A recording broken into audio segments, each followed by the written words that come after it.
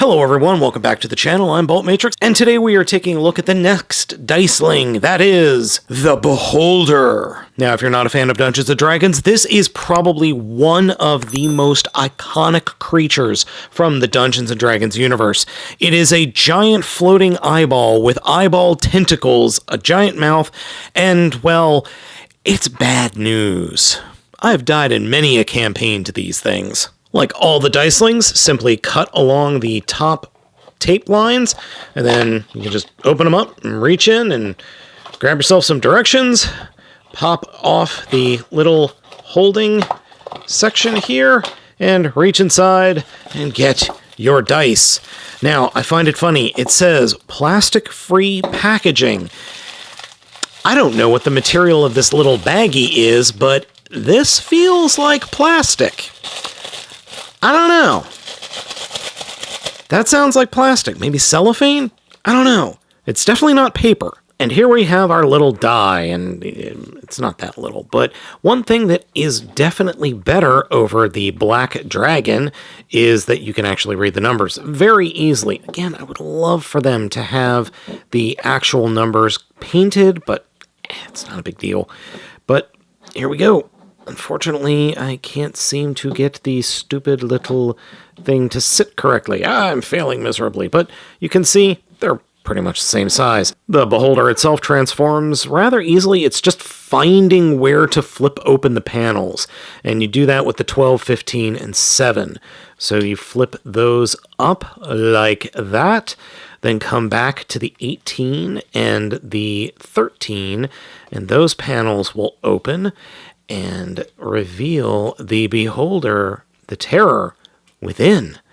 We've got these little, terrible, awful,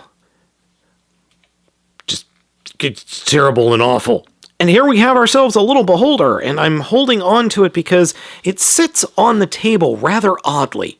Unlike the Black Dragon before it, a lot of this figure is just very soft plastic. These tendrils right here, very soft plastic. The tendrils sticking out the back, very soft plastic. And then the whole head, like this whole head assembly and the teeth, very soft plastic. I kind of get why, though. I wouldn't want these teeth to be hard plastic. This thing is mildly terrifying. The actual bits up here up top, no, that's all hard plastic, thankfully.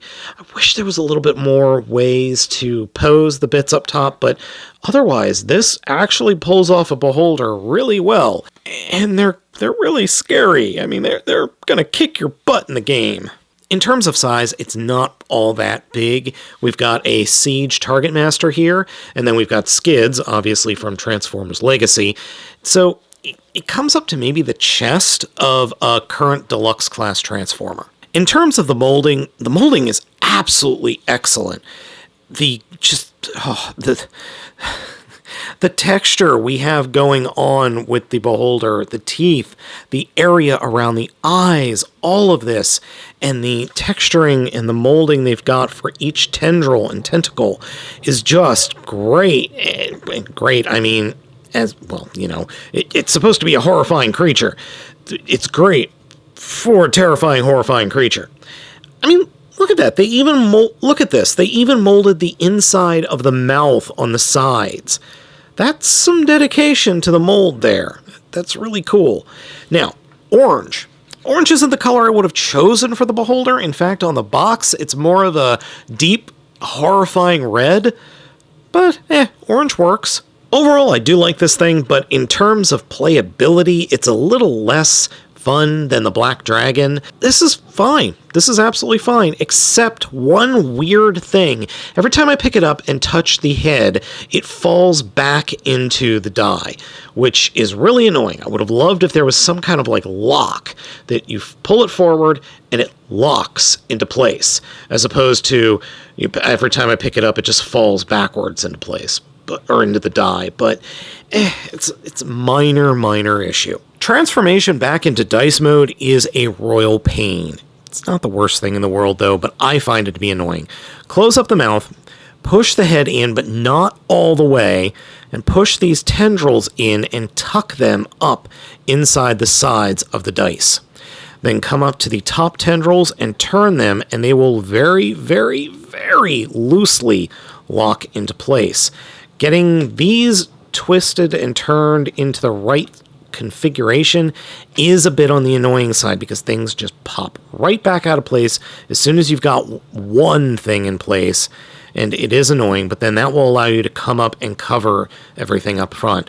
Before you do that, come to the back and actually fold these down a little bit and then tuck the eye stalks into the plastic behind, because if you don't, I found that it just wants to stick out in ways that it'll just get pinched, and potentially if you pinch it too hard, it's going to come off. And once you got those in, then you can bring the front forward, and you can see as I'm bringing the front forward, it's just unclipping and unpegging, and I got the 12 out of place, so let me just see if I can get that back into place. Dang nabbit, get back in there. There we go. Overall, I think the Dicelings Beholder is fun. I think it's a neat toy, and I think it's something unique. And, you know, if you've got a D&D campaign and you're using a map, this could definitely work as a stand-in Beholder figure. I wish it was a little bit darker in terms of the color. As you can see on the picture here, it's more of a reddish orange, or deeper reddish orange, and I would love for there be an accessory with the giant tongue. That would actually be really cool. It's a very fun figure. A couple of minor issues that I've already outlined and a couple of minor quibbles, but overall, I think it's worth picking up, especially if you're a Dungeons & Dragons fan. So folks, let me know what you think of this figure down in the comments. Thank you so much for watching. As always, I have been Baltmatrix, and I will catch you next time.